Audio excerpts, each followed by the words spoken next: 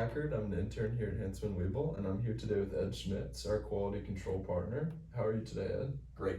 Good. Are you excited to talk about some COVID-19 information? Absolutely. Good. I'm glad. Well, we have another question for you today.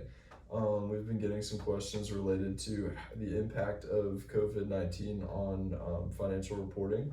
And the question that I have for you today is, will COVID-19 require my organization to test for impairment? The short answer is it could, but keep in mind that there are certain assets that have to be tested even if there wasn't a pandemic. I see. And so I guess my question is, what would be an example of a reason that you would have to test because of COVID-19, and what would be circumstances unrelated? Well, for some organizations, this negative economic impact of the pandemic would certainly be a triggering event. And US GAAP requires certain assets to be tested for impairment if there's a triggering event. I see. So what are some reasons I might need to test for impairment outside of the cause of COVID-19? Well, the US GAAP requires that certain assets be tested whenever the financial statements are issued, such as accounts receivable or inventory.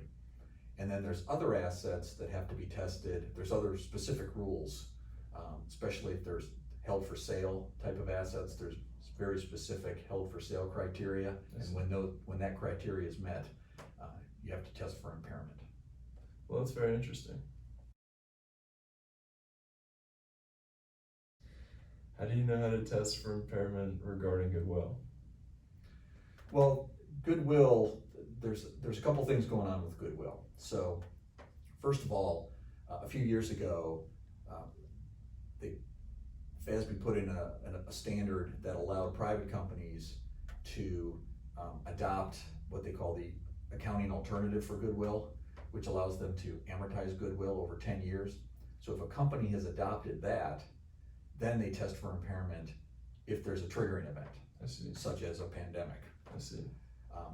Otherwise, goodwill is tested annually for impairment, and then it's tested at an interim period if there's more than a 50% chance that goodwill has been impaired. Gotcha. Well, that's very helpful. Well, thank you for your time today, and we will look forward to maybe getting more questions from you answered in the future. Okay, thanks, Jack.